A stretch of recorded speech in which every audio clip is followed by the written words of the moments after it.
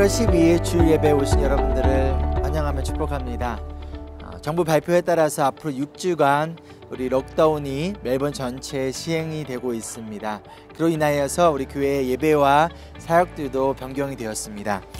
주일 예배는요, 오전 10시 우리 유튜브 채널을 통하여서 온라인 예배로만 진행이 되고요.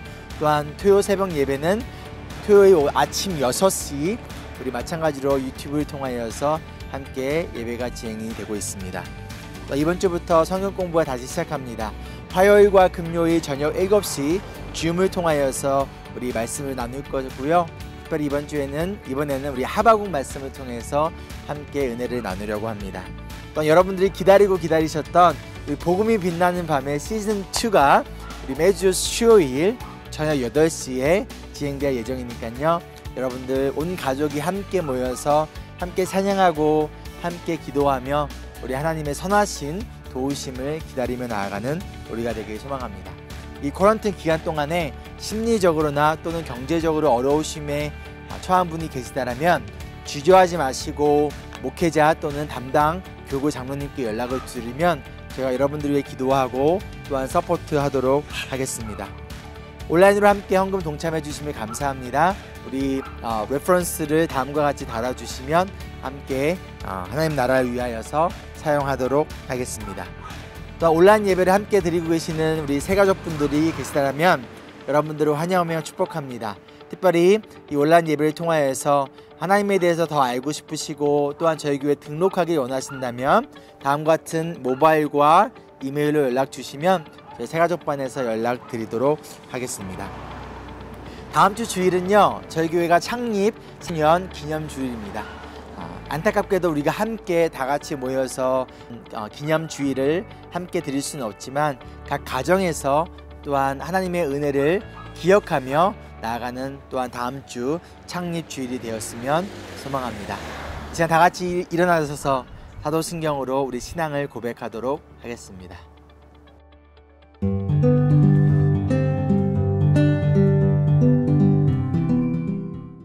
전능하사 천지를 만드신 하나님 아버지를 내가 믿사오며 그 외아들 우리 주 예수 그리스도를 믿사오니 이는 성령으로 잉태하사 동정녀 마리아에게 나시고 본디오 빌라도에게 고난을 받으사 십자가에 못 박혀 죽으시고 장사한 지 사흘 만에 죽은 자 가운데서 다시 살아나시며 하늘에 오르사 전능하신 하나님 우편에 앉아 계시다가 저희로서 산자와 죽은 자를 심판하러 오시리라.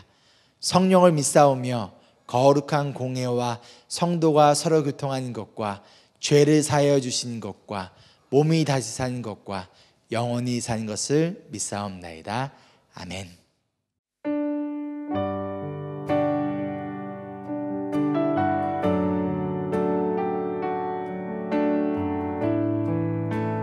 하나님의 은혜.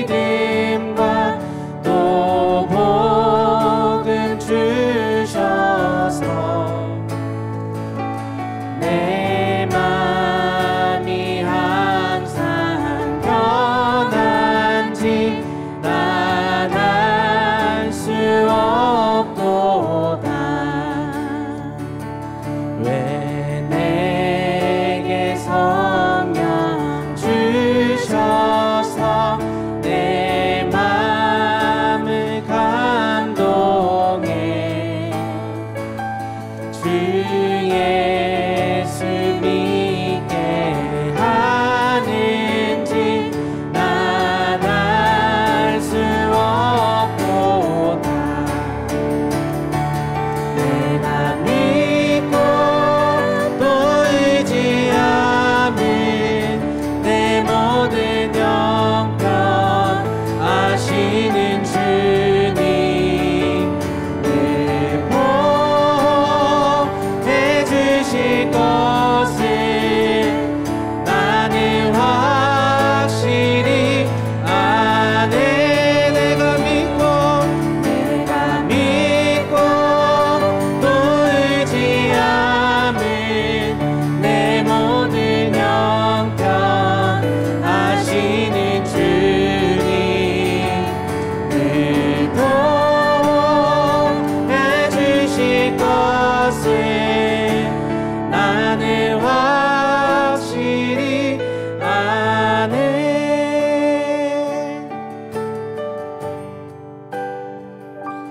주 언제 강림하실지 옥 밤에 옥 낮에 또 주님 만난 그곳도 난 알 수 없도다. 내가 믿고 또 의지함은 내 모든 형편 아시는 주님 내 보호해 주실 것을 나는 확실히 아네.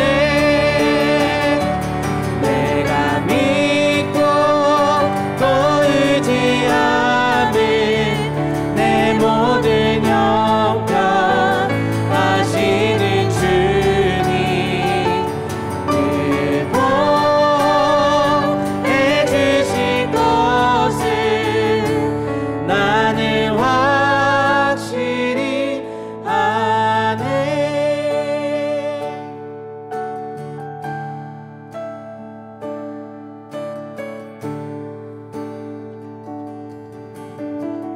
Into your hands.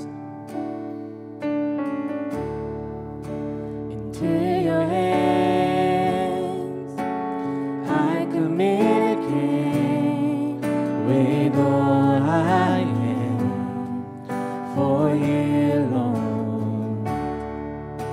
You hold my world in the palm of your hand and I am yours forever.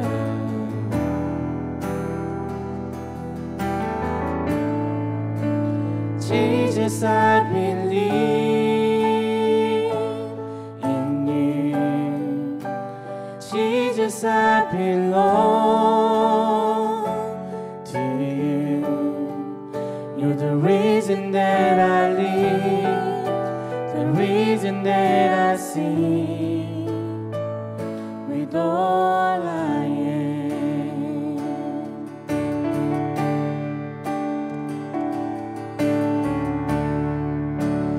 Work with you wherever you go, through tears and joy. I trust in you, and I believe in all of your ways, your promises forever.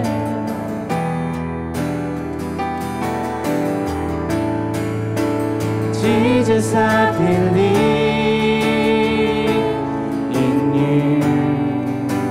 Jesus, I belong to you. You're the reason that I live, the reason that I sing. Jesus, I believe in you. Jesus, I belong to you. You're the reason reason that I live, the reason that I sing, with all I am,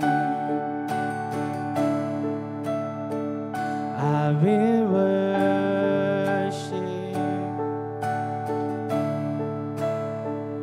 I will worship you, I will worship,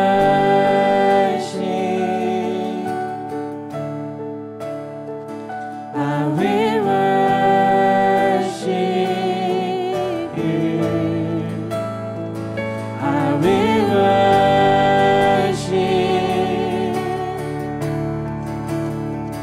I will worship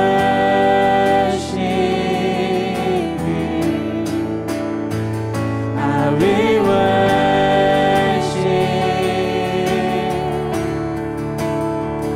I will worship you. 경배하리,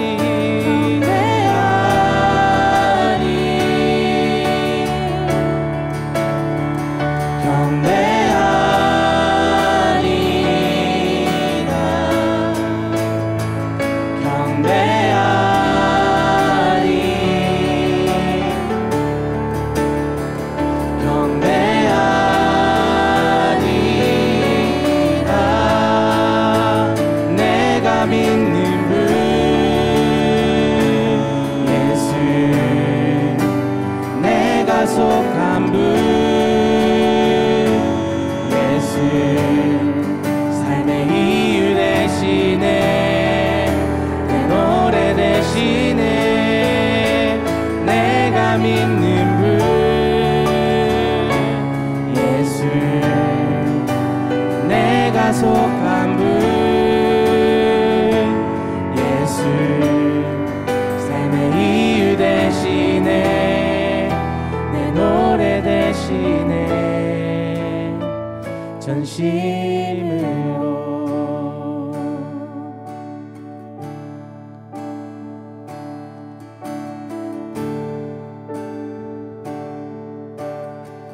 고단한 인생길, 고단한 인생길, 힘겨운 오늘도 예수 내 마음 아시네. 지나간 아픔도 마주할 세상도 예수 내 마음 아시네. 하루를 살아도 기쁨으로 가리 예수 늘 함께 하시네. 후회도 염려도 온전히 맡기리 예수 늘 함께 하시네. 믿음의 눈 들어 주를 보리, 이 또한 지나가리라. 주어진 내 삶의 시간 속에 주의 뜻 알게 하소서.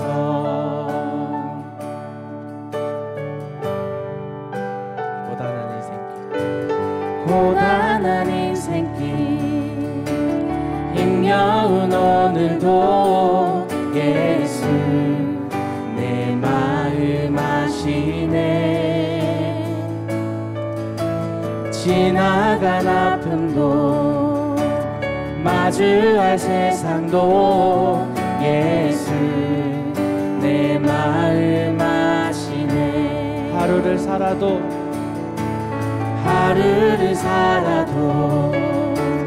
기쁨으로 가리 예수 늘 함께 하시네. 후회도 염려도 온전히 맡기리 예수 늘 함께 하시네.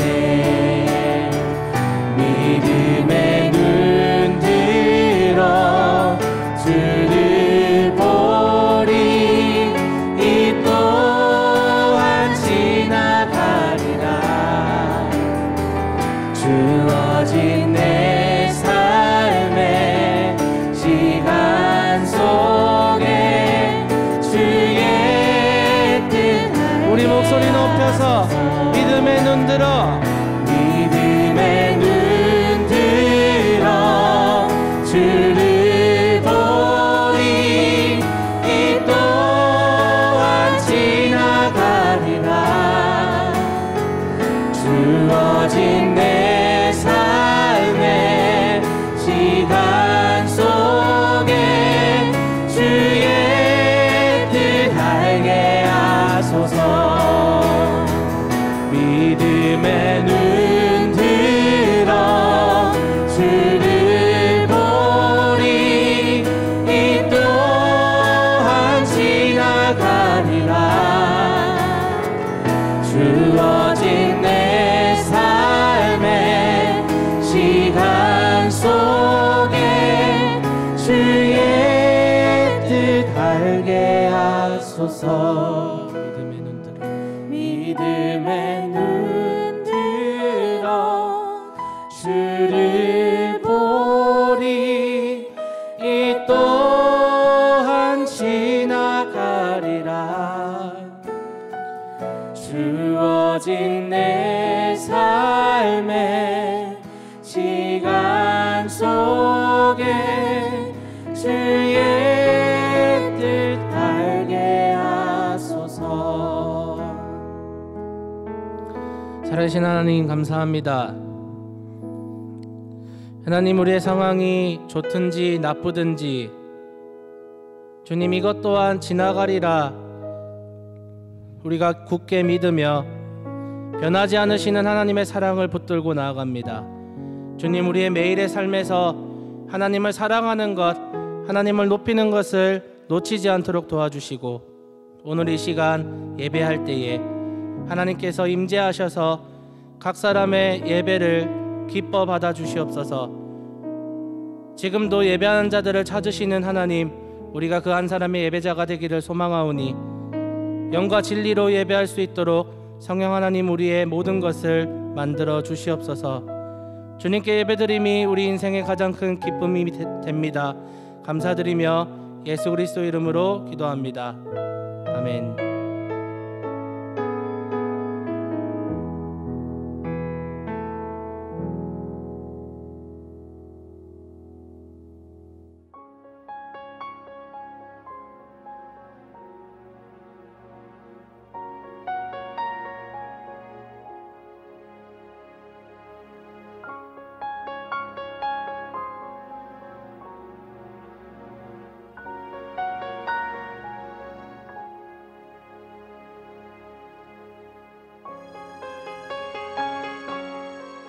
What we see in the first three commandments is how we are to live in reference to and in light of the only true and living God. The first commandment tells us that we are to have no other gods but God. He is to be the exclusive object of our worship, the ultimate object of our love and desire. The second commandment is similar and tells us that we are not to worship God according to our own conception of God, what the Bible calls idolatry. The first, do not have any other gods. The second, worship God according to who He is and not according to who we want Him to be. In other words, do not worship false gods and do not worship God falsely. The third commandment is actually quite similar. We are not to misuse or mistreat the name of God. We know that God's name describes His character, the essence of His being, which is why He told Moses that His name is I Am. In other words, God is saying, my name is that I am self-existent and eternal. To not misuse the name of God doesn't merely mean that there are certain words we can or cannot say. It means that when we speak of God, whether through words or lifestyle, we are to fully honor and respect who He is. Let me talk a bit more about the first two commandments. Say, for instance, you believe in your heart that some goal in your life, prestige, a certain kind of job, a relationship with the person of your dreams will provide you with ultimate comfort and will answer your heart's desire for significance. And that in a daily functional way, you look to that goal to provide you with deeper comfort than God. That's a breaking of the first commandment. You've turned your goal into God. Prestige, a certain job, a person has become the object of your worship. The flip side is that if you worship God because you believe that He should provide you with comfort by providing the prestige, the job, the relationship that you desire and are looking for, that's also a violation of the commandments. You've imposed your conception of who God is on God. You've created a custom designer God, an idol. These first 2 commandments are that we worship God alone, and that we worship God as the true God and not worship a designer God or an idol. So why do these commandments insist on us worshiping God alone and worshiping God as He is and not as we want Him to be? Why is the 3rd commandment so insistent on honoring and respecting His name and His character? It's because God created us with a desire for Him that only He can fulfill, that only He can answer. If we're always trying to change who God is or replace Him with something else, we'll never be at peace. We'll never experience true comfort, true significance, true joy. We'll never be whole. But if God is at the center of our lives, not another God or a revised version of God, but the true and living God, we'll be truly at peace. This is precisely why Augustine wrote, "You have made us for yourself, O Lord, and our hearts are restless until they find their rest in you."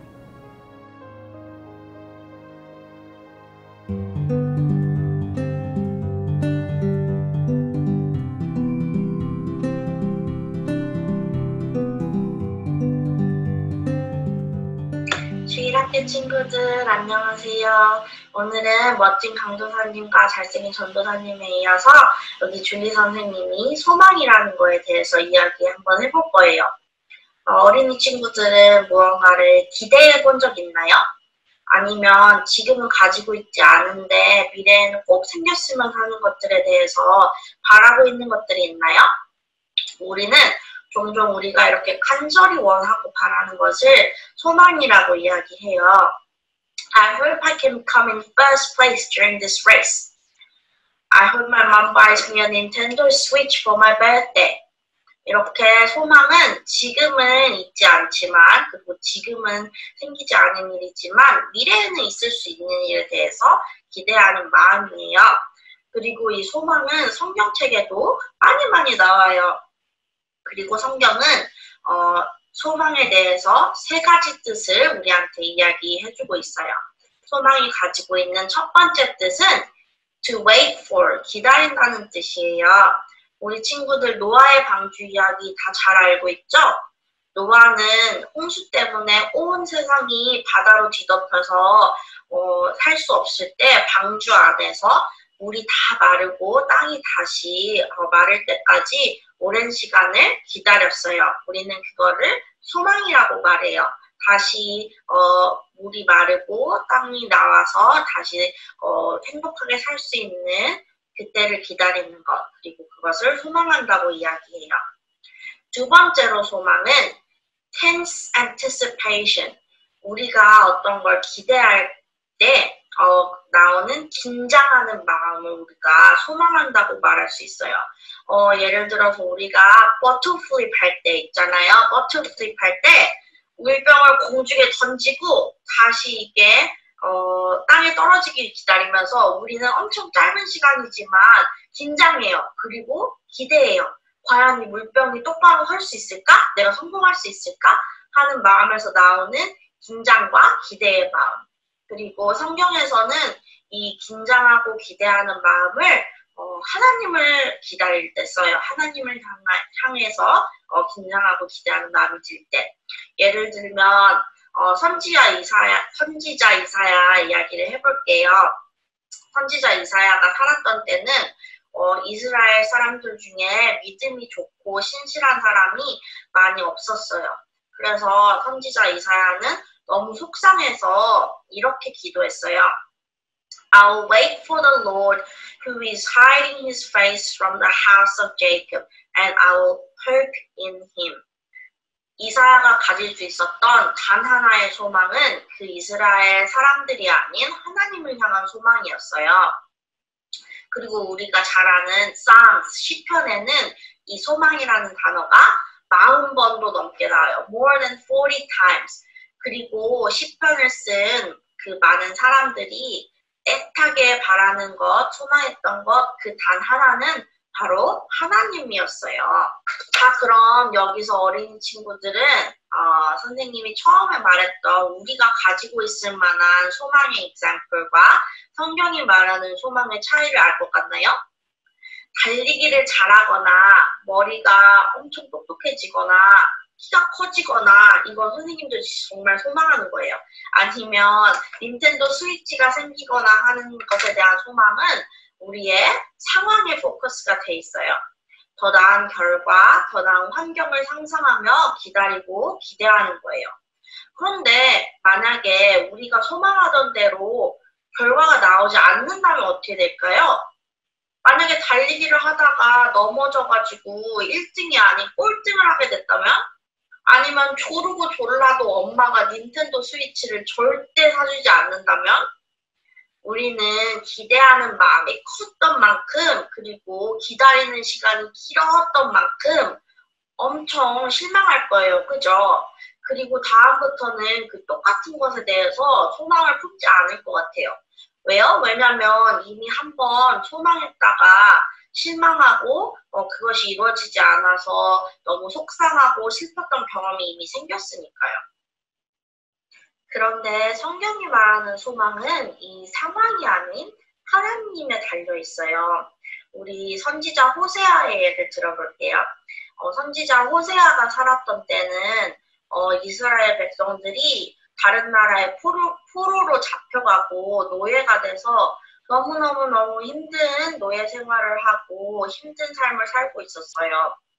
그리고 그 상황이 나아질 기미가 호세아의 눈앞에 전혀 보이지 않았어요.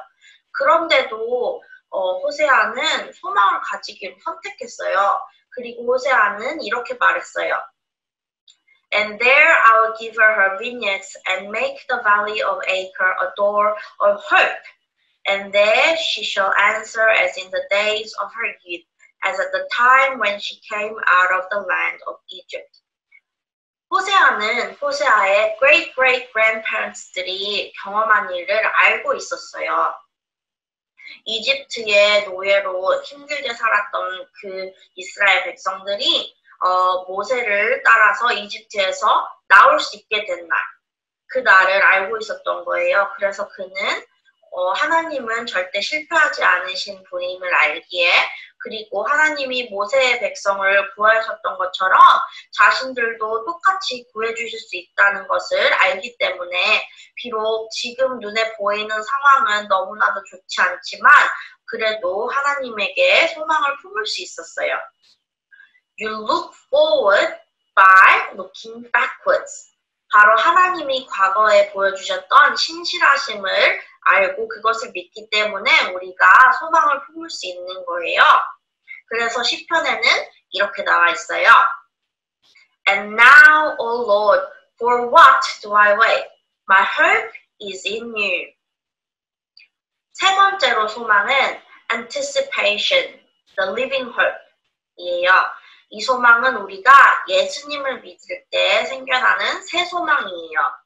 우리가 우리의 죄를 위해서 우리 죄를 사하시려고 직접 십자가에 못 박혀 죽으시고 또 다시 부활한 예수님을 우리의 Savior, 구원자라고 믿게 되면 우리는 이 새 소망을 품을 수 있어요. 그리고 우리는 이 소망을 가지고 기다리는 거예요. 뭘 기다리는 거예요? 바로 예수님이 다시 오시는 날. 그래서 이 믿음이 나뿐만 아니라 우리 엄마, 우리 아빠, 우리 형제, 자매, 우리 친구들, 우리 모두가 그리고 이 모든 세상이 영영 죽지 않고 죄와 죽음에서 구원받을 그 날을 소망하며 기다리는 거예요. 그래서 성경이 말하는 소망은 부활하신 예수님을 늘 기억하며 기다리는 것. 그거예요. 알겠죠? 여러분, 성현 전도사님이 저번 주에 기쁨에 대해서 말씀하신 거 기억하고 있나요? 전도사님은 우리가 꼭 재밌을 때만 기쁨을 느끼는 게 아니라 상황이 힘들고 지치고 슬퍼도 우리가 기쁨을 느낄 수 있다고 했어요. 소망도 마찬가지예요. 우리가 지금 비록 코로나 때문에 다시 학교도 갈 수 없게 됐고 또 온라인 러닝으로 해야 되고 친구들도 마음대로 만나서 놀 수도 없고 계속 집안에만 있어야 되는 너무나도 힘든 상황이 찾아왔지만 우리가 이 힘든 상황을 보고 소망을 품을 수 없는 게 아니라 우리는 예수님을 바라볼 수 있기 때문에 이 상황 가운데서도 우리가 기쁨으로 소망할 수 있는 거예요. 그래서 선생님은 여러분이 이런 상황이 아닌 코로나 같은 너무나도 암울하고 힘든 상황이 아닌 우리를 절대 실망시키지 않으시는 예수님께 소망을 품었으면 좋겠어요. 자, 그럼 선생님이 기도할게요. Dear Heavenly Father, thank you for giving us this opportunity to think about the hope that you have given us through the Bible. We have learned today that in the Bible, faithful people had hopes which were quite different from the hopes that we have for worldly things. So Lord, help us remember to have hope in you alone and not anything else. And help us to remember that Christian hope means looking back at the risen Jesus to look forward in our future. God, please keep us healthy and safe during this time, both physically and spiritually, and guide us to lean on you when hard times come. In Jesus' name we pray. Amen. 성숙한 그리스도인, 복음 안에 온전하게 자라나는 그리스도인의 삶이라는 시리즈로 야고보서 말씀을 우리가 알아보고 있습니다. 오늘은 6번째 시간, 믿는 대로 살아가는 성숙한 그리스도인이라는 제목으로 야고보서 1장 22절에서 25절을 알아보도록 하겠습니다. 저희 교회는 한글은 세번역, 영어는 ESV 버전을 사용하고 있습니다. 말씀을 행하는 사람이 되십시오. 그저 듣기만 하여 자신을 속이는 사람이 되지 마십시오. 말씀을 듣고도 행하지 않는 사람은 있는 그대로의 자기 얼굴을 거울 속으로 들여다보기만 하는 사람과 같습니다. 이런 사람은 자기의 모습을 보고 떠나가서 그것이 어떠한지를 곧 잊어버리는 사람입니다. 그러나 완전한 율법, 곧 자유를 주는 율법을 잘 살피고 끊임없이 그대로 사는 사람은 율법을 듣고서 잊어버리는 사람이 아니라 그것을 실행하는 사람인 것입니다. 이런 사람은 그가 행한 일에 복을 받을 것입니다. 아멘. 오늘 믿는 대로 살아가는 성숙한 그리스도인이라는 제목으로 말씀을 전하겠습니다. 지난 몇 주간 우리는 성숙한 그리스도인의 모습에 대해 은혜를 나누었습니다. 그러면서 시험을 이기는 비결이나 분노를 이기는 비결에 대해 성경이 어떻게 이야기하는지 알아보았습니다. 그러면서 또한 지난주 본문이었던 21절 마지막에서 야고보 사도가 이렇게 이야기합니다. 야고보서 1장 21절인데요. 그러므로 더러움과 넘치는 악을 모두 버리고 온유한 마음으로 여러분 속에 심어주신 말씀을 받아들여야 합니다. 그 말씀에는 여러분의 영혼을 구원할 능력이 있습니다. 아멘. 여러분 속에 심어주신 말씀을 받아들여야 합니다. 하나님의 말씀을 받아들여야 합니다. 말씀을 받아들이는 것, 우리는 쉬운 말로 이것을 믿음이라고 이야기합니다. 짧게는 지금 현재 야고보 사도가 이야기하는 이 편지인 야고보서를 통해 알려주시는 하나님 말씀, 이 말씀을 통해 또한 길게 이해했을 때는 우리가 묵상하고 읽고 있는 이 성경 전체의 말씀을 통해 일관되게 알려주시는 하나님의 말씀을 통해 그리고 또한 주일마다 선포되어지는 설교 말씀을 통해 여러분 속에 심어주신 하나님의 말씀을 받아들여야 합니다. 곧 말씀을 믿어야 한다는 뜻입니다. 지난 몇 주간 목사님을 통해서 선포된 야고보서의 말씀을 한번 떠올려 보시겠어요? 제가 한번 정리해 드리겠습니다. 하나님은 우리에게 시험을 주십니다. 이 시험을 통해 우리가 성숙해지도록 만들어 주세요. 그렇다면 성숙을 위해 필요한 것은 무엇일까요? 바로 시험을 이길 지혜를 하나님께 구하는 것입니다. 그런데 우리에게 욕망이 있습니다. 우리 마음에 욕망이 있어요.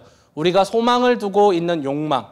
특별히 그리스도인은 돈과 같은 썩어질 것에 소망을 두고 살아가는 사람들이 아니라 풀은 마르고 꽃은 시들지만 영원히 시들지 않는, 영원히 없어지지 않는 하나님 나라의 가치를 소망을 두고 사는 사람들입니다. 하지만 이런 우리에게도 시험이란 쉽지 않습니다. 하지만 시험을 이기는 비결이 있는데 그것은 바로 욕심을 가지는 것이 아니라 우리를 시험하지 않으시는 하나님의 사랑을 기억하는 것입니다. 하나님의 사랑을 기억하는 성숙한 그리스도인은 분노로 인해 죄를 짓지 않습니다. 다윗이 그랬던 것처럼 또한 예수님이 그랬던 것처럼 우리의 감정을 하나님께 가지고 나아가야 한다는 것이죠. 자, 여기까지 우리가 5주에 걸쳐 알아본 야고보서 말씀을 정리해 드렸습니다. 그리고 야고보 사도는요, 말씀을 받아들이라고 21절에서 이야기를 하고 있습니다. 이 말씀이 우리 마음에 잘 심어졌고 우리는 이 말씀을 믿습니다. 아멘 하십니까? 그래, 이제 하나님께 소망을 두고 하나님을 의지하여서 모든 시험과 욕망과 죄를 이겨내는 성숙한 그리스도인이 될 거야 라고 다짐도 해보았을 것입니다. 여기까지 지금 우리가 온 것입니다. 그런 우리에게 야고보 사도가 이 야고보서 말씀의 핵심을 오늘 이야기합니다. 22절 말씀입니다. 말씀을 행하는 사람이 되십시오. 그저 듣기만 하여 자신을 속이는 사람이 되지 마십시오.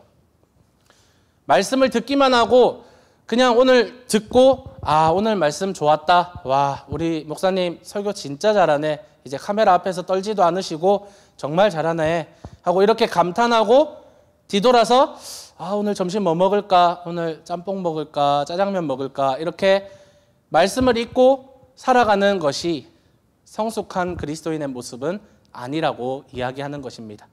오히려 그런 사람은 스스로를 속이고 있다, 속이는 사람이다라고 이야기합니다.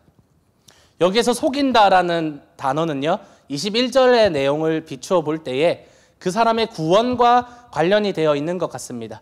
마음에 심겨진 말씀은요, 여러분의 영혼을 구원할 능력이 있으나 이 말씀을 듣기만 하고 행함으로 나타내지 않는 사람은 사실상 이 말씀의 씨앗이 내 마음에 자라나지 못했음을 우리가 알 수 있습니다. 말씀의 씨앗이 동일하게 많은 사람들에게 똑같은 말씀의 씨앗이 뿌려집니다. 예수님이 말씀하셨듯이 어떤 씨앗은 길가에 뿌려지고요, 어떤 씨앗은 돌밭에, 어떤 씨앗은 가시나무 밭에, 어떤 씨앗은 좋은 밭에 떨어집니다. 이 비유에 대해 예수님이 해설해 주신 말씀을 보시면 마태복음 13장 19절에서 22절 말씀인데요, 누구든지 하늘나라를 두고 하는 말씀을 듣고도 깨닫지 못하면 악한 자가 와서 그 마음에 뿌려진 것을 빼앗아 간다. 길가에 뿌린 씨는 그런 사람을 두고 하는 말이다. 또 돌짝밭에 뿌린 씨는 이런 사람이다. 그는 말씀을 듣고 곧 기쁘게 받아들이기는 하지만 그 속에 뿌리가 없어서 오래가지 못하고 말씀 때문에 환난이나 박해가 일어나면 곧 걸려 넘어진다. 또 가시덤불 속에 뿌린 씨는 이런 사람이다. 그는 말씀을 듣기는 하지만 세상의 염려와 재물의 유혹이 말씀을 막아 열매를 맺지 못한다. 악한 사람이 와서 말씀의 씨앗을 빼앗아 간다라는 것은 무슨 의미겠습니까? 여전히 세상 가운데 거하면서 악한 사람들과 짝하며 교제하는 사람이 아니겠습니까? 또한 뿌리가 없는 것은 무슨 의미겠습니까? 말씀을 마음속 깊이 받아들이지 못한 채 소망을 하나님께 두고 시험을 이길 지혜를 구하기보다는 그 시험과 박해의 어려움 가운데 그대로 걸려 넘어지는 사람이 아니겠습니까?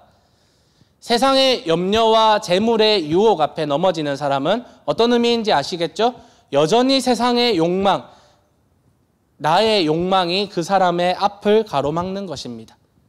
예수님은 그래서 또 다른 비유에서 결국 그 나무의 열매를 보면 그 사람을 알 수 있는 것이며, 말씀을 듣고 온순한 양의 모습을 하고 있으나 사실상 행하지 않는 사람은, 열매가 악한 열매를 맺는 사람은 실상 속은 늑대의 모습을 한 이들이다. 그래서 이런 사람들을 경계하여라 라고 말씀하셨습니다.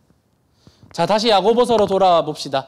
야고보는 예수님의 이 가르침을 기억하면서 말씀을 듣고도 행하지 않는 그리스도인들에게 경고를 하면서 믿음에 합당한 열매를 맺지 못하는 자들의 믿음은 헛된 것이라고 경고하고 있는 것입니다.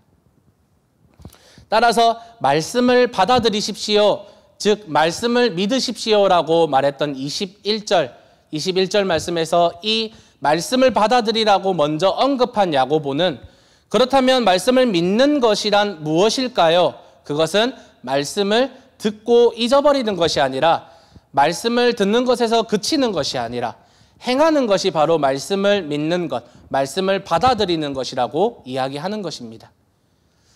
아침에 일을 나가기 전에 혹은 여러분 교회 오기 전에 사람을 만나기 전에 모든 사람들이 공통적으로 하는 행동이 있습니다. 그것은 바로 거울을 보는 것입니다. 거울을 보고 오늘 내 옷차림은 어떤지, 오늘 내 피부 상태는 어떻고 내 화장 상태는 좀 괜찮은지, 머리는 좀 잘 만져졌는지 확인을 합니다.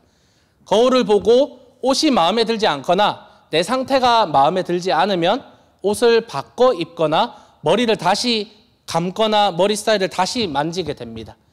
야고보 사도는요, 말씀을 듣는 것을 거울을 들여다보는 것이다 라고 비유적으로 설명하는데 23절, 24절에 말씀을 듣고도 행하지 않는 사람은 있는 그대로의 자기 얼굴을 거울 속으로 들여다보기만 하는 사람과 같습니다. 이런 사람은 자기의 모습을 보고 떠나가서 그것이 어떠한지를 곧 잊어버리는 사람입니다 라고 말합니다. 그저 말씀을 듣고 잊어버리고 행하지 않는 사람은요, 거울을 보기는 봤어요. 하지만 이상한 점이 있어요. 내 머리가 지금 이상합니다. 혹은 옷의 그런 색깔 매치가 이상한 점이 있는데 그것을 고치지 않고 그냥 들여다만 보고 그냥 가는 것과 같다는 것입니다. 저는 주일에 넥타이를 매는 것이 편한 사람입니다. 집에 넥타이가 몇 종류가 있습니다. 그런데 넥타이를 맬 때에 셔츠 색깔과 자켓 색깔을 전혀 고려하지 않고 넥타이를 맨다면 지금 여러 사람들의 눈에 불편함을 줄 것입니다. 지금 화면을 보고 있는 분들 불편하지 않으신지 모르겠습니다. 거울을 제가 보고 재빨리 캐치를 해서 패션 테러리스트가 되지 않도록 바꾸어야 합니다. 우리가 말씀을 들어요. 지난주 분노를 잘 다스려야 한다. 분노로 인해서 죄를 짓지 않아야 한다고 말씀을 들었습니다. 그리고 우리는 곧바로 집에 가는 길에 누군가에게 혹은 이렇게 운전을 하고 가다가 어떤 운전자에 대해서 분노를 했을 수 있습니다. 분노로 가득한 내 내면에 분노하지 말라는 하나님의 말씀이 심겨졌음에도 불구하고 말씀이라는 거울을 보면서 이 옷은 나에게 맞지 않는구나, 내가 입어서는 안 되는 옷이구나 깨달아야 하는데, 그리고 그 깨달음과 동시에 그 맞지 않는 옷, 색깔이 매치가 되지 않는 옷을 벗어버리고 제대로 된 옷을 입어야 하는데 나는 여전히 분노라는 혹은 욕망이라는 세상의 옷을, 나에게 맞지 않는 옷을 입은 채 나는 구원받았다라고 말하는 것은 예수님이 말하는 양의 행세를 하는 늑대라는 것입니다. 우리 장로교는요, 16, 17세기에 있었던 종교개혁을 기점으로 가톨릭에서 분리되어 나온 교단입니다. 이 종교개혁 시대에 개혁주의 신학에서 가장 핵심적인 가르침을 뽑는다면 단연 이신칭의, 오직 믿음으로 구원을 얻는다라는 것입니다. 바울 시대의 유대교에도 그리고 종교개혁 시대의 가톨릭에도 공통적으로 있었던 신학적인 이슈는 바로 행위로 인한 구원이었습니다. 바울의 시대에는요, 유대인을 중심으로 사람이 어떻게 율법을 지켜야 구원을 받는다라고 가르쳤습니다. 중세 시대에는 교황과 신부들을 중심으로 선하게 살면, 착하게 살면 구원을 받는다고 가르쳤습니다. 이런 잘못된 가르침들이 성행하고 있었습니다. 하지만 우리는 이미 알고 있습니다. 우리 인간은요, 완전히 썩어버린 죄인이며 우리가 하는 어떤 행위나 어떤 착한 행실도 우리를 구원으로 인도할 수 없음을 압니다. 그런 추악한 죄인인 우리에게는 필연적으로 구원자인 메시아, 예수 그리스도가 필요합니다. 그가 우리를 위해서 죽으시고 부활하신 것을 믿는 자들에게 영생을 주십니다. 이것이 우리가 이해하고 있는 구원입니다. 그런데 이상한 일이 일어났습니다. 지금 야고보가 활동하는 시대에 이상한 일이 일어납니다. 믿음으로 구원받았다라고 말하는 초대교회 성도들 혹은 또한 개혁주의 진영의 성도들에게서 모순적인 삶의 모습들이 나타나더라라는 것입니다. 나는 예수님을 믿어, 나는 구원받았어, 이제 나의 마음대로 살아도 돼 라고 말하면서 말씀을 들으면서도 행하지 않고 율법을 폐기해야 된다라는 이야기를 하며 심지어 예수님께서 직접 말씀하신 명령들도 그리스도인, 크라이스트 라이크라고 하는 사람들이 지키지 않는 것입니다. 그리스도인이라는 이 단어는요, 그리스도와 닮은 사람을 이야기하지 않나요? 그런데 더 이상 그리스도인이라고도 말할 수 없는 사람들이 스스로를 나는 크리스찬이야, 나는 그리스도인이야 라고 말하고 다니는 현상이, 이상한 현상이 일어나고 있다는 것입니다. 야고보가 활동하던 시대에 이런 일이 일어났던 것입니다. 그래서 야고보는요, 행함으로 구원받는다라고 이야기하는 것이 아니에요. 행함 없는 믿음은 가짜 믿음이며 죽은 믿음이다라고 이야기하는 것입니다. 종교개혁가 칼빈은요, 믿음으로 인해 하나님으로부터 의롭다고 여겨지는 칭의, justification과 그렇게 의롭다고 여겨진 사람들이 살아가야 하는 그리스도를 닮은 삶의 모습인 성화, sanctification, 이 justification과 sanctification이 동전의 양면과 같다고 하였습니다. 믿음이 있다는 것은 결국 행동이 따르게 되어 있다는 것을 의미하기 때문에 하박국 선지자가 이야기하였고, 또한 바울이 로마서에서 재언급한 것과 같이 오직 의인은 믿음으로 말미암아 살아가는 것입니다. 나라가 멸망당하고 바벨론에게 포로로 끌려가던 이스라엘 백성들을 기억해 보세요. 우리 교회에서 올해 성경 공부를 통해서 선지서를 계속해서 묵상하고 있습니다. 그들이 왜 하나님의 징계를 당해서 나라가 멸망을 당하고 포로로 끌려가는 것입니까? 우리는 하나님의 백성이다, 우리는 구원받았다라고 스스로 자부하면서 하나님의 말씀을 지키지 않고 순종하지 않았기 때문이 아닙니까? 그런데 왜 이런 말씀들, 선지서들을, 역사서들을 읽으면서도 이 답답한 유대인들아라고 말하면서 하나님의 징계를 받았던 그 포로로 끌려갔던 유대인들과 똑같은 행동을 우리가 하는 것일까요? 예수님에게 비판받는 바리새인들을 보면서도 우리는 이 사람들 왜 이리 답답할까? 성경을 알면서, 율법을 알면서 왜 이렇게 답답하게 행동을 할까라고 한탄하며 이들을 판단합니다. 하지만 그렇게 말하면서도 우리의 모습은요, 바리새인들과 같이 외적인 것을 중요시하고 내면을 놓쳐버리는, 어쩌면 바리새인들보다 더한 그런 모습들을 하고 있지는 않은지 우리가 스스로 질문해야 합니다. 왜 우리는 말씀을 보면서도 바리새인이 잘못됐다는 생각을 하면서도 우리의 모습이 바리새인을 닮아가고 있을까요? 최근 저에게 가장 도전이 되는 단어는요, 사랑이라는 단어입니다. 어느 날 담임 목사님께서 저에게 이런 메시지를 보내셨습니다. 지훈아, 사랑으로 사역하고 있는지 진지하게 고민하고 기도해 보렴. 축복한다. 저는 이 메시지를 보고 제 마음과 제 행동을 점검하기 시작했습니다. 저는 말씀을 전하고 하나님의 사람들을 섬기는 일을 하고 있는 사람입니다. 말씀의 핵심이 무엇입니까? 성경 말씀의 핵심은 바로 사랑입니다. 예수님은 하나님을 사랑하는 것, 그리고 이웃을 사랑하는 것, 그래서 사랑을 이야기하셨습니다.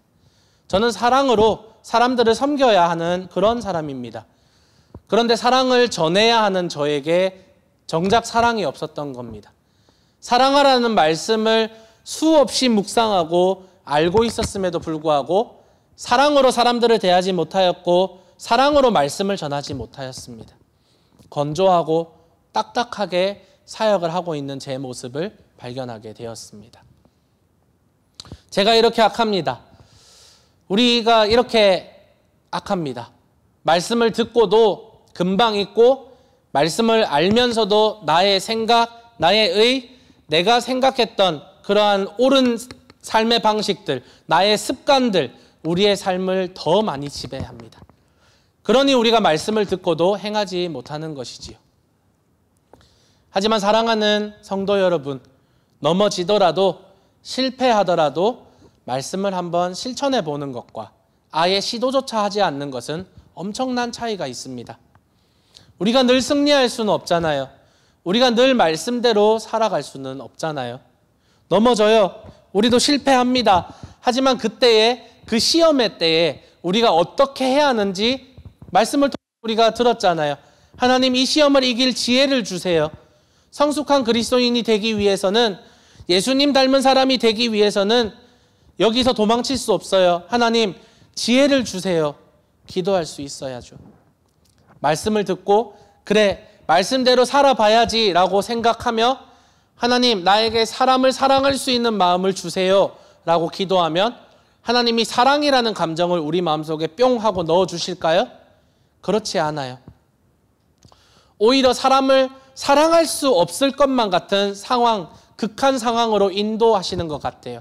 그리고 그 시험을 통과하게 하시면서 결국은 사랑할 수 없는 상황에서도 그 사람을 사랑할 수밖에 없게 가르쳐 주십니다. 욕망을 잘 다스릴 수 있게 하나님 도와주세요 라고 기도하면 하나님께서 우리 마음속에서 욕망이라는 감정을 없애주실까요? 아니요. 오히려 나의 욕망과 정욕이 더 살아나게 되는 환경이 우리 가운데 찾아올 거예요. 그 가운데에서 하나님은 너가 믿는 대로 살아갈 수 있니? 너가 나에게만 소망을 두고 살아갈 수 있니? 우리에게 질문하시는 것입니다. 그 가운데에서 하나님이 무엇을 보시느냐? 믿음대로 살아가고 있는가? 믿는 대로 행동하고 있는가가 아닐까요? 부부가 사랑을 해서 결혼을 했습니다. 그런데 사랑한다고 하면서 상대방에게 사랑의 표현들, 사랑의 행위를 하지 않으며 오히려 다른 사람을 만나고 다른 사람에게 사랑을 표현한다면 이 두 사람은 사랑한다라고 할 수 있을까요? 그렇지 않습니다. 우리가 예수님을 믿는다고 하면서 예수님을 믿는 사람다운 실제적인 행동들, 행위들과 사랑의 표현들, 믿음의 표현들이 삶 속에서 발견되지 않는다면 이 사람이 과연 믿는 사람일까요? 그리스도인일까요? 그렇지 않습니다. 애초에 예수님을 믿는 믿음 자체가 없는 것이지요. 바울은 그래서 이런 사람을 두고요. 경건의 모양은 있으나 겉은 경건해 보입니다. 바리새인들을 생각하시면 돼요. 경건의 모양은 있지만 겉으로는 경건하게 보이지만 경건함의 능력은 부인하는 사람이라고 이야기하면서 바로 이런 사람들이 유대인들이었고 바리새인들이었습니다. 그렇게 우리는요, 믿음대로 살아가는 말씀을 행하는 사람들이 되어야 합니다. 구원의 조건으로서 행위가 요구가 된다면 그것을 율법주의나 행위주의로 빠지게 되지만 한편으로는 은혜와 믿음만을 너무 강조한 나머지 행위는 전혀 필요하지 않다고 하는 율법 폐기론이나 행위 무용론에 빠져서는 안 되는 것입니다. 25절 말씀입니다. 그러나 완전한 율법, 곧 자유를 주는 율법을 잘 살피고 끊임없이 그대로 사는 사람은 율법을 듣고서 잊어버리는 사람이 아니라 그것을 실행하는 사람인 것입니다. 이런 사람은 그가 행한 일에 복을 받을 것입니다. 여기에서 야고보 사도가 말하는 율법을 모세 율법으로 이해하셔도 괜찮지만 저는 그 율법을 초월하는 하나님의 법, 곧 바울이 말했던 사망과 정죄의 법이 아니라 생명과 성령의 법, 즉 복음으로 이해하고 싶습니다.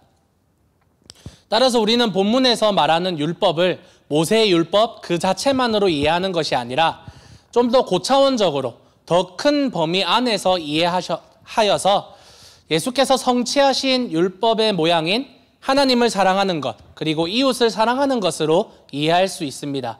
그리고 좀 더 나아가서 하나님을 사랑하고 이웃을 사랑하는 것, 이것은 조금 덩치가 큰 스테이트먼트 혹은 카테고리라고 한다면 그것에 대해서 좀 더 세부적인 가르침, 실제로 우리가 살아가면서 어떻게 그렇게 살아갈 수 있을까? 어떻게 하나님을 사랑하는 삶, 어떻게 이웃을 사랑하는 삶을 살아갈 수 있을까에 대한 가르침이 예수님께서 산상수훈의 설교들을 통해 알려주신 삶의 모습들입니다.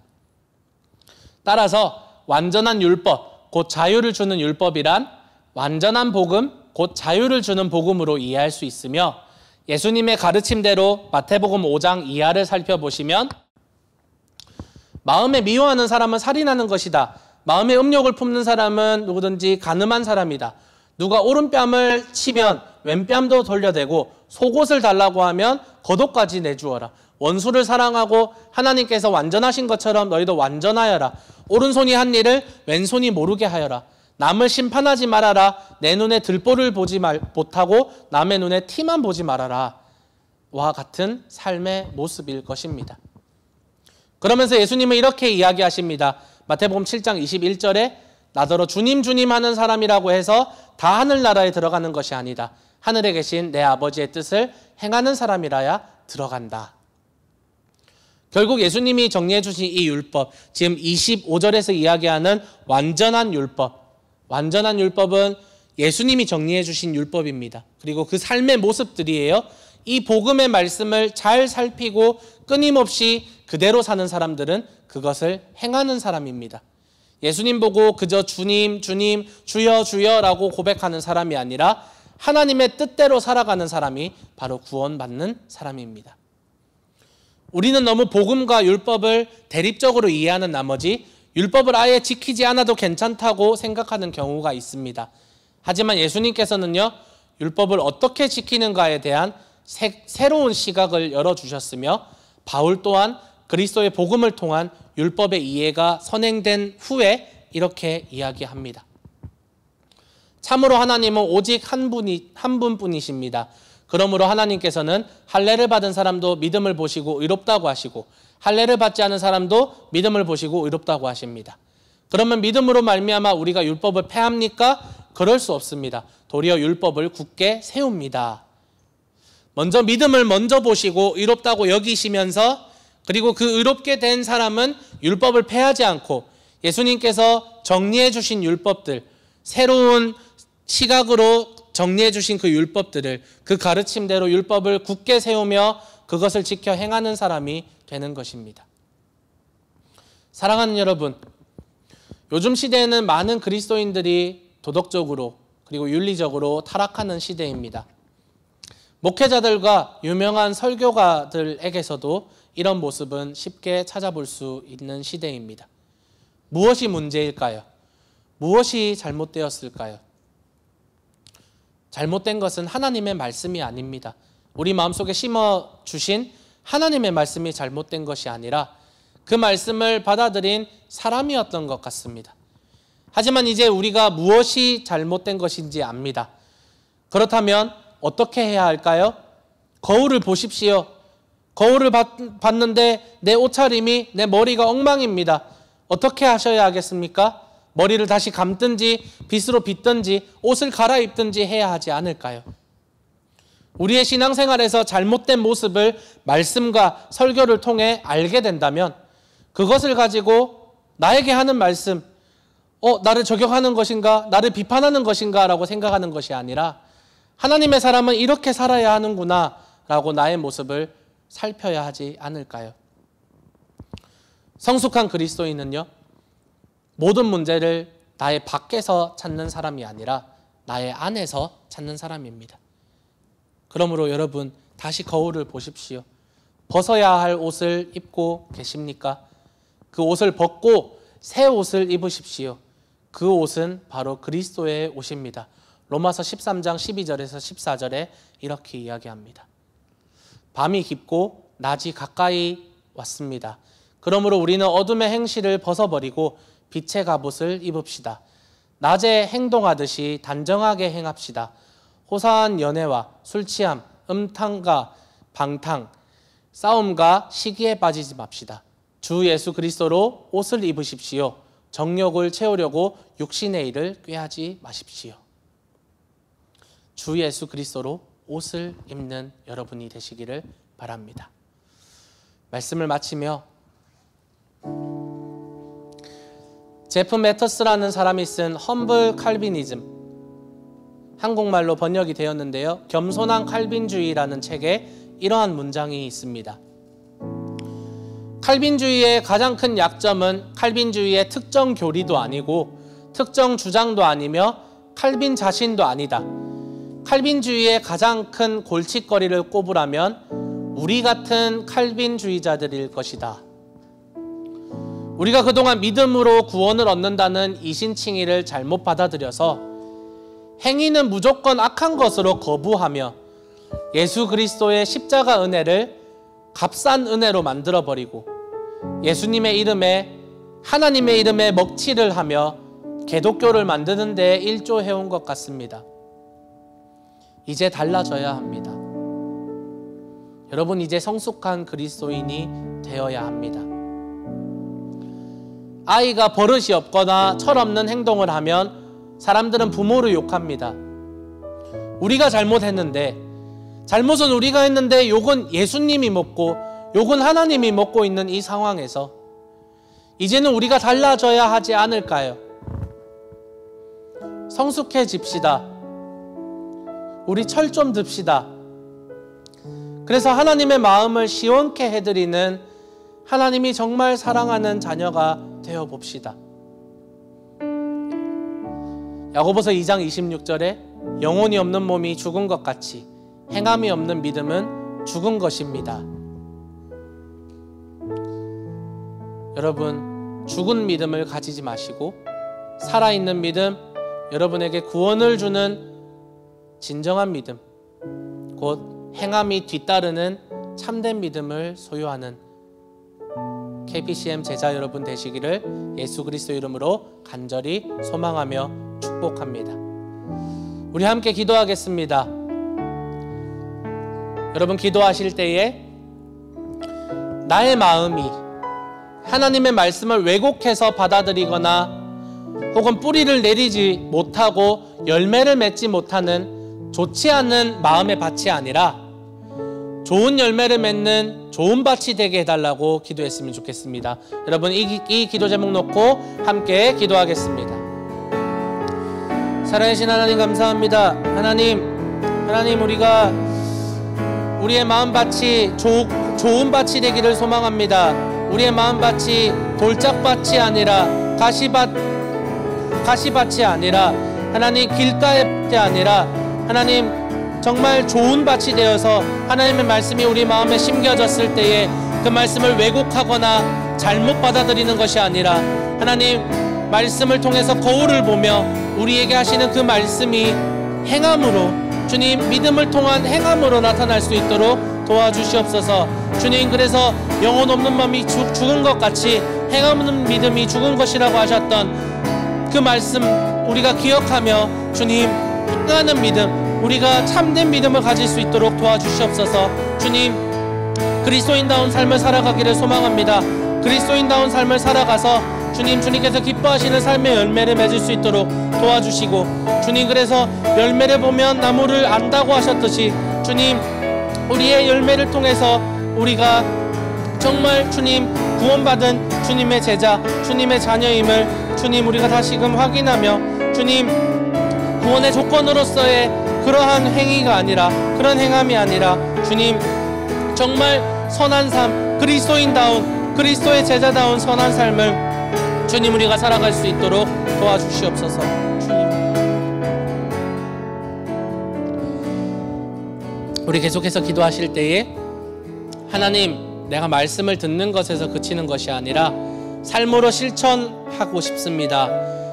주님, 나의 삶 속에서 나의 삶의 가치들, 내가 살고 싶어하는 대로, 내가 이루고 싶어하는 그 욕망이 이루어지는 나의 삶이 아니라 하나님 나라의 의와 하나님 나라의 가치가 내 삶 속에서 실현될 수 있도록 도와주십시오. 주님, 그래서 말씀을 듣는 것에서 그치는 내가 아니라 삶으로 실천하는 내가 될 수 있도록 도와달라고 이 시간 한 번 더 기도하시겠습니다.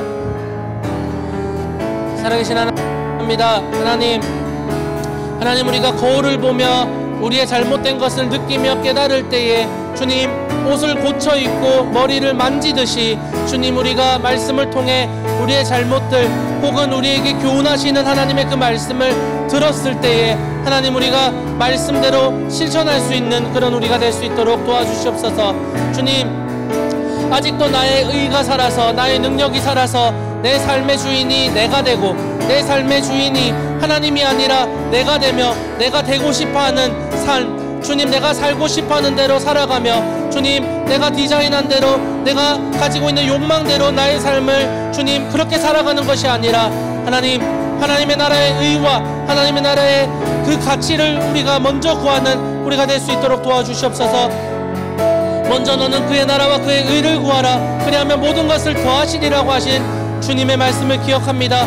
우리가 무엇을 마실까, 무엇을 입을까, 무엇이 될까, 무엇을 공부해야 할까, 우리가 무엇을 해야 할까, 그것을 고민하기보다 우리가 먼저 하나님의 나라와 하나님의 의를 구하는 우리가 될 수 있도록 도와주시옵소서. 주님, 그래서 우리의 삶 속에서 하나님 나라의 가치가 우리의 삶에 실현될 수 있도록 도와주셔서 주님, 모든 사람들이 우리를 바라보았을 때에, 우리의 삶을 바라보았을 때에 주님, 예수 그리스도를 알게 되는 복음의 통로로서도 주님, 우리가 사용되고 싶습니다.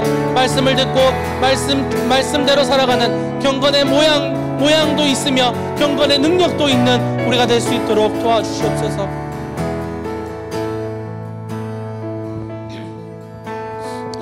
계속해서 기도하실 때에 나의 힘으로 선한 삶을 살 수도 없고 예수님을 닮아갈 수도 없습니다. 여러분 아시잖아요? 내가 어떻게 해서든 그래 선한 삶을 살아볼 거야, 내가 말씀을 행해 볼 거야 라고 다짐을 하지만 넘어질 수밖에 없는 게 우리 인간입니다. 그래서 우리는 하나님께 지혜를 구해야 합니다. 성령 하나님, 나에게 지혜를 주셔서, 나에게 힘을 주셔서 내가 지금 잘못 입고 있는 나의 옛사람의 옷을 벗어버리고 오직 예수 그리스도로 옷 입도록 도와주세요. 성령 하나님, 나의 힘으로 살아갈 수 없어요. 나의 힘으로 말씀대로 살아갈 수 없고 나의 힘으로 예수님을 닮은 삶도 살아갈 수 없어요. 성령 하나님, 나에게 힘 주시고 지혜 주셔서 그렇게 살아갈 수 있는 힘과 지혜와 능력을 더해달라고 마지막으로 한 번 더 기도하겠습니다.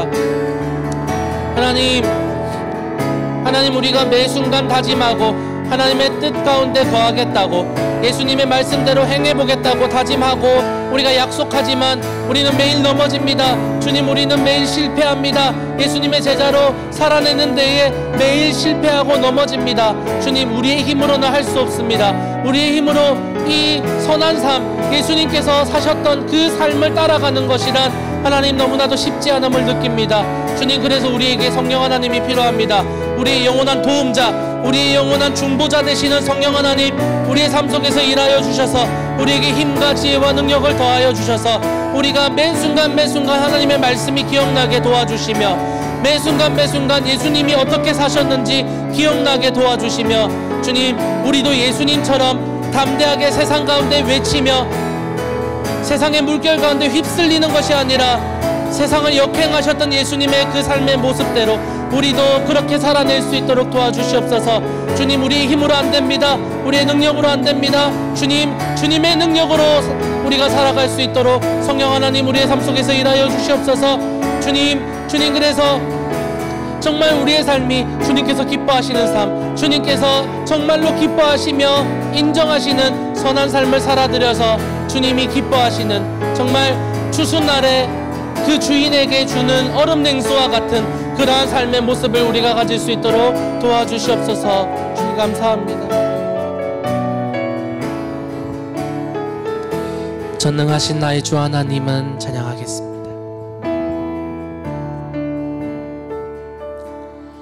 전능하신 나의 주 하나님은 능치 못하실 일 전혀 없네. 우리의 모든 간구도 우리의 모든 생각도 우리의 모든 꿈과 모든 소망도 신실하신 나의 주 하나님은 우리의 모든 괴로움 바꿀 수 있네. 불가능한 일 행하시고 죽은 자를 일으키시니 그를 이길 자 아무도 없네. 주의 말씀 의지하여 깊은 곳에 금을 던져 오늘 그가 놀라운 일을 이루시는 것 보라. 주의 말씀 의지하여 믿음으로 금을 던져 믿는 자에게 능치 못함 없네. 주의 말씀 의지하여 주의 말씀 의지하여 깊은 곳에 금을 던져 오늘 그가 놀라운 일을 이루시는 것 보라. 주의 말씀 말씀 의지하여 믿음으로 금을 던져 믿는 자에게 능치 못함 없네. 주의 말씀 의지하여 주의 말씀 의지하여 깊은 곳에 금을 던져 오늘 그가 놀라운 일을 이루시는 것 보라. 주의 말씀 의지하여 믿음으로 금을 던져 믿는 자에게 능치 못함 없네. 왕 대신 하나님 감사합니다. 주님, 우리가 듣기는 들었고 우리가 읽기는 읽었지만 하나님의 말씀을 외면하지는 않았나 우리의 삶을 뒤돌아봅니다. 우리는 하나님의 말씀에 순종하지 않았던 유대인들을 욕하면서도 예수님의 말씀에 사사건건 시비를 걸며 하나님의 말씀을 제대로 알지도 못하고 교만하였던 바리새인들을 욕하면서도 우리가 그들과 똑같은 행동을 하며 똑같은 모습을 가지고 있었음을 이 시간 회개합니다. 하나님, 말씀을 들을 때에, 말씀을 읽을 때에, 그것이 우리에게 깨달음을 줄 때에 주님, 우리가 우리의 행실을 고칠 수 있도록 도와주시며 하나님의 말씀이 우리의 삶을 교훈할 때에, 하나님의 말씀이 그것이 죄라고 지적할 때에, 하나님의 말씀이 그것이 선한 일이라고 순종하라고 요구할 때에 하나님, 우리가 그것을 듣고 행하는 사람이 될 수 있도록 도와주시옵소서. 주님, 야고보서 말씀을 통해서 성숙한 그리스도인이란 어떤 사람인가를 계속해서 알아보고 있습니다. 주님, 아직 우리는 성숙하지 못한 것 같습니다. 아직 우리는 예수님을 닮지 못한 것 같습니다. 하지만 성령 하나님이 주시는 그 힘으로 말미암아 한 걸음 한 걸음 나아갈 때에, 한 걸음 한 걸음 하나님의 말씀을 지키며 순종하며 살아갈 때에 언젠가 사람들에게서 또는 하나님에게서 칭찬받는, 너에게서 그리스도의 모습이 보이는구나 라고 칭찬받는 우리가 될 수 있도록 도와주시옵소서. 그러한 우리가 되도록 성령 하나님 끝까지 우리를 지키며 보호하며 그렇게 살아갈 수 있는 힘과 능력과 지혜를 더하여 주시옵소서. 이제는 우리를 위해 십자가에 달리신 예수 그리스도의 크신 은혜와 하나님 아버지의 끝없는 사랑하심과 성령 하나님의 함께 하시며 역사하시는 은혜가 이 시간 말씀을 듣고 행하기를 원하는 사랑하는 KPC의 모든 제자들 머리 위에와 이들의 가정과 이들의 삶의 현장 위에 영원토록 함께 하시기를 간절히 축원하옵나이다. 아멘.